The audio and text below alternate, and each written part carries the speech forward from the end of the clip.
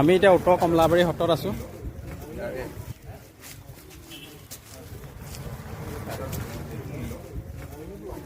মইনো ব্লগ ইয়াত মানে কি হ'ল জানা চিনেমা এখন আমি হেলমেট চেলমেট দি থৈ গৈছিলোঁ। মোৰ এইটো বহুত ভালকৈ মনত আছে মানে হা এইটো কি হয় অঁ আচ্ছা টুলৰ কনচেপ্টটো ইয়াত দেখুওৱা হৈছে।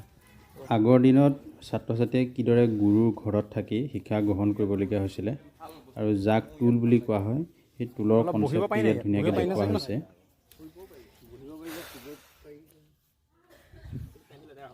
পেন লেতেৰা নহয়, চবেই বহি থাকে চাগে ইয়াত।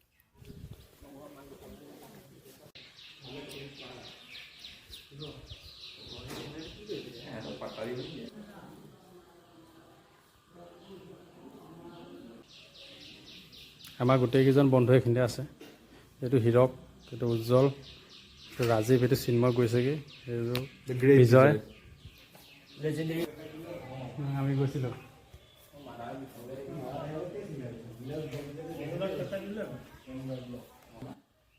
বিজয় আমাক পুৰণি ফটো দেখুৱাবলৈ লৈছে। এই সত্ৰতে আগতে মৰা, আগত আহোঁতে মৰা ফটো দেখুৱাই আছে। এইটো জেগাতে মৰা ফটো আছে তাৰ মোবাইলত, সেই ফটোকেইখনে সি দেখাইছে আমাক।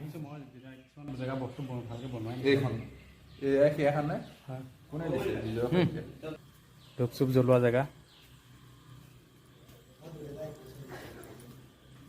ঐ যোৱা নাই আহা আহা, কেইবাটাও জেগা যাব লাগিব নহয়। ঐ ইয়াত ফটো লোৱা নাই নেকি? হয় নাই লোৱা, ফটো এটা লৈ লওঁ।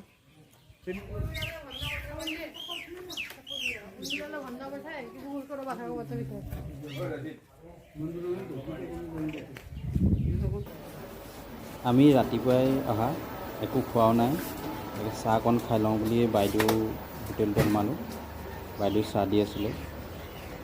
আমাৰ আটাইকেইজনে বহিলৈ মোবাইলত বিজি, ফটো মাৰিছে, ফটোবিলাকে চাইছে চাগে। আৰু বাইদেউৰ ল'ৰাটো আছিলে, অকণমানি ভাইটি এটা আছিলে, মই তাৰ লগত অকণমান কথা পাতিলোঁ। নামটো কিয় তোমাৰ? দীপাংকৰ হাজৰিকা। দীপাংকৰ কিহত পঢ়ি আছে? ক্লাছ 2। কোন স্কুল? নামকাটনি প্ৰাথমিক বিদ্যালয়। 89 মানে কি বুলি ক'লে? 68 নং নামকাটনি প্ৰাথমিক বিদ্যালয়।